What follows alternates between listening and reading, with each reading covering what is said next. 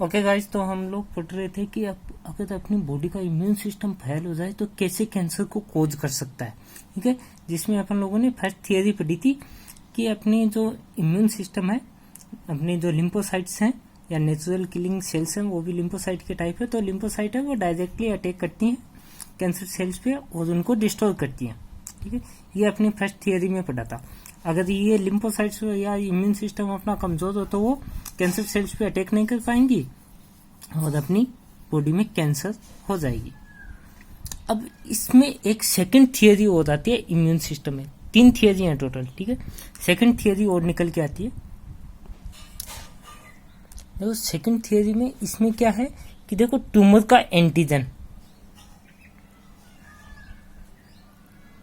Tumour का antigen plus अगर आपकी एंटीबॉडी, ठीक है, एंटीबॉडीज दोनों जुट जाए स्पेशल कंडीशन में, कोई अपनी बॉडी के अंदर ट्यूमर बनी और उसके अगेंस्ट अपनी बॉडी के अंदर एंटीबॉडीज बनी। ठीक है, ये नॉर्मल अपना सिस्टम है। अब ये दोनों जुड़ के क्या बनाएगी? कॉम्प्लेक्स। ठीक है, ये दोनों मिलके कॉम्प्लेक्स बना लेंगे। अब ये कॉम्प्लेक्स क्या करेगा? अपने आप को हाइड करने का काम करेगा। ठीक है, छुपाने का काम करेगा बॉडी के अंदर, अपने आप को हाइड कर लेगा। किससे? अपना जो नॉर्मल इम्यून सिस्टम है उससे। ठीक है, नॉर्मल इम्यून सिस्टम से हाइड कर लेगा। तो बॉडी के अंदर एंटीजन भी प्रेजेंट रह जाएगा उस कंडीशन के अंदर। एंटीजन किस लिए बना रहा है? कॉम्प्लेक्स से अपने आप को जिंदा रखने के लिए, बचाने के लिए। जो अपनी कैंसर सेल्स है उसका एंटीजन है, अपने आप को बचाने के लिए क्या करेगा कि एंटीबॉडी के साथ इस तरह से मान लो कि समझौता कर लेगा। एक समझौता करके अपने आप को बॉडी के जो नॉर्मल इम्यून सिस्टम है उससे बचाने का काम करेगा। अब ये जो कॉम्प्लेक्स बन गया ये क्या करेगा?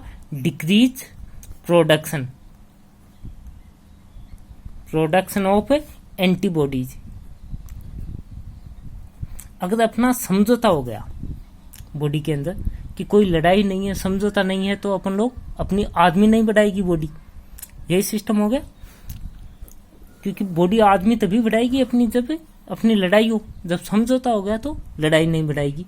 तो इस वजह से क्या कर देगी? एंटीबॉडीज का प्रोडक्शन है वो कम कर देगी।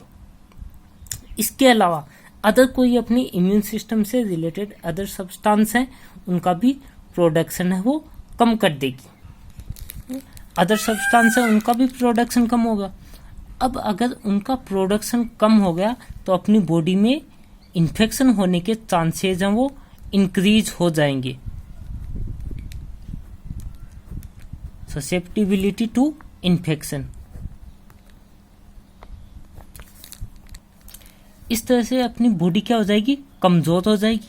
ठीक है, बॉडी का पूरा रेस्पॉन्स हो गया। अब अगर बॉडी प्रॉन्ग टाइम तक अगर एंटीजन के साथ में रह गई तो बाद में बॉडी क्या करेगी? अपना ही ऑर्गन उसको रिकॉग्नाइज करने का काम करती है। बाद में उसको एज ए फॉरेन पार्टिकल्स नहीं मानती। जैसे अपने मान लो कि बॉडी के अंदर किडनी ट्रांसप्लांट करते हैं अपन, तो शुरू में अपन इम्यून सप्रेसिव ड्रग्स देते हैं, लेकिन धीरे धीरे उनको कम करते जाते हैं, क्योंकि लास्ट में बॉडी ये मान जाती है ये तो मेरी बॉडी का पार्ट है, एज ए फॉरेन पार्ट नहीं मानते। इसी तरह से शुरू के अंदर तो बॉडी क्या मानती है? जब कैंसर सेल्स बनती है तो उनको एज ए फॉरेन पार्टिकल मानती है, लेकिन उस टाइम पे क्या करती है कैंसर सेल?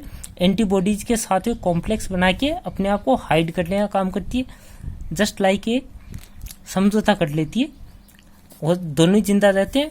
एंटीबॉडीज का डिक्रीज हो जाता है, इन्फेक्शन की ससेप्टिबिलिटी बढ़ जाती है, जिससे बॉडी और कमजोर हो जाती है। और लंबे टाइम तक अगर बॉडी में एंटीजन रह गया तो बॉडी बाद में उसको फॉरेन पार्टिकल नहीं मानती। और जैसे ही इसने फॉरेन पार्टिकल मानना बंद कर दिया, बाद में ये सेल क्या करेगी? अपना प्रोलिफरेशन है वो बढ़ा देगी, या फिर अपने आप को डिवाइडेशन है वो बढ़ा देगी, और लास्ट में क्या हो जाएगी? कैंसर सेल, क्योंकि अपनी बॉडी का इम्यून सिस्टम उस पर बिल्कुल भी अटैक नहीं करेगा।